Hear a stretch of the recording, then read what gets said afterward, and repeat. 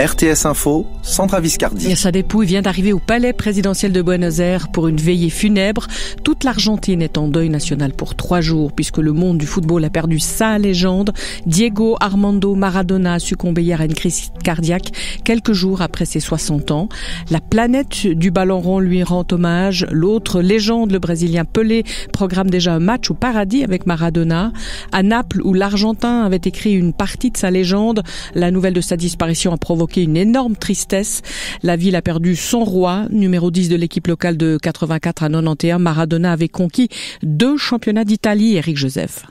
Malgré les interdictions de sortie dues au coronavirus, plusieurs centaines de tifosi ont rendu hier soir un dernier hommage à Maradona dans les rues de Naples. Ils se sont retrouvés devant une grande fresque à son effigie dans le centre historique pour saluer la mémoire du roi Diego. 30 ans après sa fin de carrière à Naples, Maradona reste une légende dans la cité parthénopéenne, car non seulement il est sur le plan sportif celui qui a donné les premiers titres de champion d'Italie à la ville, mais surtout il reste le symbole de la revanche d'un Sud déshérité et souvent décrié.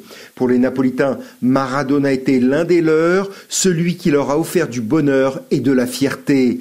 Diego a fait rêver notre peuple, il a libéré Naples par son génie, a d'ailleurs déclaré le maire Luigi De Magistris, qui a aussi décrété un deuil municipal pour aujourd'hui et décidé de transformer le légendaire San Paolo en stade Diego Armando Maradona.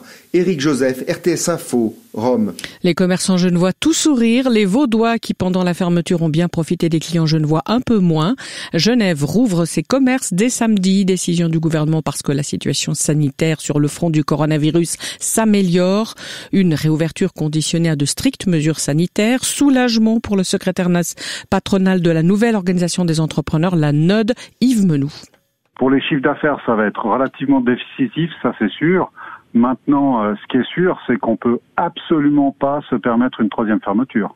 Alors ça, c'est quelque chose qui est clair et on va mettre autant pour les restaurants que pour les commerces toute une économie, pas à genoux, mais la tuer tout simplement. Maintenant, il faut aussi que l'État continue à soutenir en donnant des aides concrètes et pas juste des aides imaginaires. Yves Menou avec Raphaël Leroy et toute la Suisse romande rouvrira ses cafés, restaurants le 10 décembre. Les Valaisans devront patienter 3 jours de plus. Dès le 1er décembre, Vaud rouvre ses musées et Fribourg autorise les visites en EMS.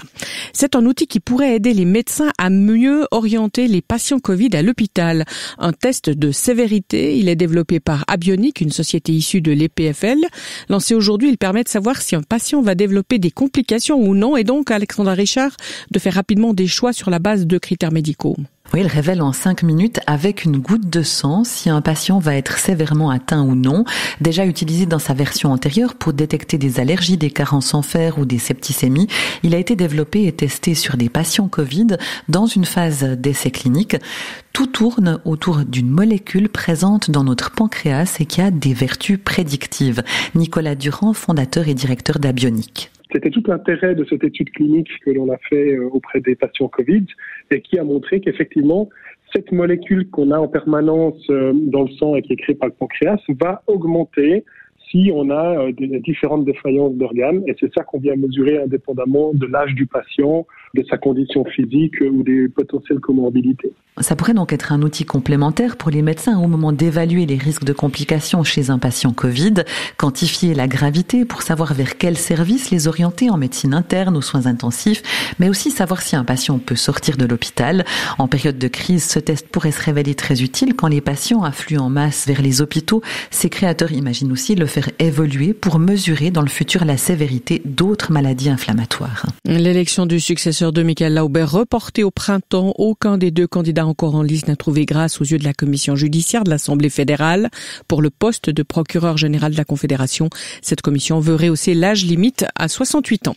La nouvelle mouture de la réforme de la prévoyance professionnelle du Conseil fédéral veut garantir le niveau des rentes, renforcer son financement, améliorer la couverture des travailleurs à temps partiel, surtout les femmes. Marie Giovanola, le gouvernement mise sur le compromis proposé par les partenaires sociaux. Ce modèle, développé par l'Union syndicale suisse, Travail suisse et l'Union patronale, prévoit une baisse de 6,8% à 6% du taux de conversion, ce taux qui permet de transformer l'avoir de vieillesse en une rente de retraite annuelle. Actuellement, il est jugé trop élevé pour faire face à l'évolution démographique et au faible taux d'intérêt. Cette baisse va provoquer une diminution des rentes, mais qui sera en partie compensée. Les futurs bénéficiaires toucheront à vie un supplément financé solidairement par une hausse de cotisation sur le revenu soumis à l'AVS. Cet élément central du projet est contesté, notamment par l'Union suisse des arts et métiers et la fêtière des caisses de pension. La réforme présentée par le ministre Alain Berset prévoit aussi d'améliorer la prévoyance des personnes à bas revenus. Et puis, les seniors coûteront moins cher aux employeurs car le projet prévoit de réduire l'écart de cotisation entre les jeunes assurés et les plus âgés. Le dossier est transmis au Parlement. Compte tenu des divisions déjà apparentes, le projet qui en sortira sera probablement combattu par référendum. La population tranchera. Football, la Suisse devrait rester dans le groupe A de la Ligue des Nations. L'UEFA lui a donné la victoire par forfait après que son match contre l'Ukraine ait été annulé pour cause de coronavirus chez les Ukrainiens. Mais Kiev va recourir au tribunal arbitral du sport. Météo, on prend les mêmes et on recommence. Brouillard tenace sur le plateau, soleil ailleurs, 5 degrés sous la grisaille, 10 au soleil. Même menu pour le week-end avec de la bise en plus. Musique Matin avec l'orchestre